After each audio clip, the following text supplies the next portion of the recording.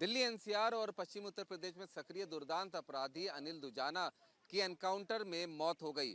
दरअसल अनिल दुजाना वो शख्स है जिसकी दहशत दिल्ली एनसीआर से लेकर पश्चिमी उत्तर प्रदेश तक फैली हुई थी। कई जेलों में हो रहा और कहा जाता है कि जेल के अंदर से ही अनिल दुजाना हत्या, उगाही और तमाम काले जो कारनामे हैं उनको अंजाम दिलवा दिया करता था। अनिल दुजाना दिल्ली के अंदर मंडोली जेल के अंदर बंद था।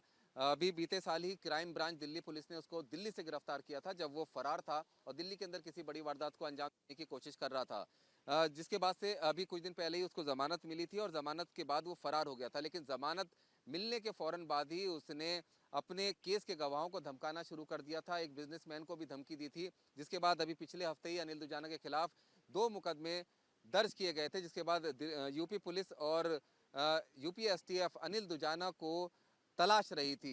अनिल दुजाना के बारे में जानकारी मिली थी कि वो मेरठ से बागपत आने वाला है और यहाँ पर जब पुलिस को जानकारी मिली थी इसके रूट की, मेरठ के जानी क्षेत्र में जो नहर का इलाका है उसके पास ही यहाँ पर यूपी एसटीएफ की टीम तैनात थी। और उसके बाद जब यूपी एसटीएफ की टीम ने रोकने की कोशिश की तो सामने जो खंबा दिख रहा है इस पर टकराकर उसकी गाड़ी रुकी और उसके बाद उसने पुलिस टीम पर फायरिंग कर दी।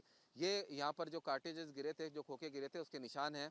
बताया जा रहा कि 12 राउंड फायरिंग अनिल दुजाना के द्वारा की गई, जिसके बाद जवाबी फायरिंग में भी यूपी एसटीएफ ने 6 से 7 राउंड फायरिंग की और उसके बाद अनिल दुजाना की मौत हो गई। अनिल दुजाना को हॉस्पिटल ले जाया गया, जहाँ पे डॉक्टर्स ने उसे ब्रॉड डेड घोषित कर दिया। अनिल दुजाना बेहद ही दुर्दांत अपराधी था और सीधे तौर पर उत्तर प्रदेश सरकार के द्वारा जिन 65 माफियाओं की लिस्ट जारी की गई थी उसके अंदर अनिल दुजाना का भी नाम था।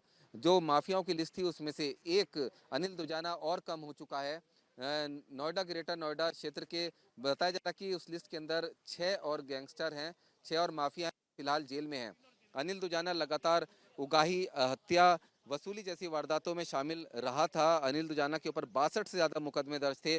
18 हत्या समेत गैंगस्टर एक्ट और एनएसए के तहत भी उसके खिलाफ कार्रवाई की जा रही थी। उसके ऊपर जो मुकदमे दर्ज थे उसमें हत्या, रंगदारी, वसूली और साथ ही साथ बलवा करने के मुकदमे भी दर्ज थे। यूपी एसटीएफ लगातार उसको ढूंढ रही थी, क्योंकि जिस तरह से जीरो टॉलरेंस की नीति उत्तर प्रदेश सरकार की है और यूपी एसटीएफ और यूपी पुलिस लगातार माफियाओं के खिलाफ कार्रवाई कर रही है, ऐसी स्थिति में अनिल दुजाना जब जमानत पर फिर से बाहर आया और जो उसकी हरकतें पहले दिन थी उसने फिर शुरू की, लेकिन इस बार उसे भारी पड़ गया, क्योंकि यूपी में लॉ एंड ऑर्डर की जो स्थिति है वो पहले से काफ़ी अलग है। और सीधे तौर पर अनिल दुजाना ने जिस तरह से हत्याएं की थी और अपने हत्या के केसेस के गवाहों को डराने का काम अनिल दुजाना कर रहा था, धमकाने का काम कर रहा था और फिर से उगाही करने के साथ निकाय चुनाव में भी गड़बड़ी फैलाने की कोशिश कर रहा था। यूपी एसटीएफ ने लगातार उसे रडार पर ले रखा था और काउंटर में उसकी मौत हो गई। रुमान उल्ला खान, न्यूज़ नेशन, मेरठ।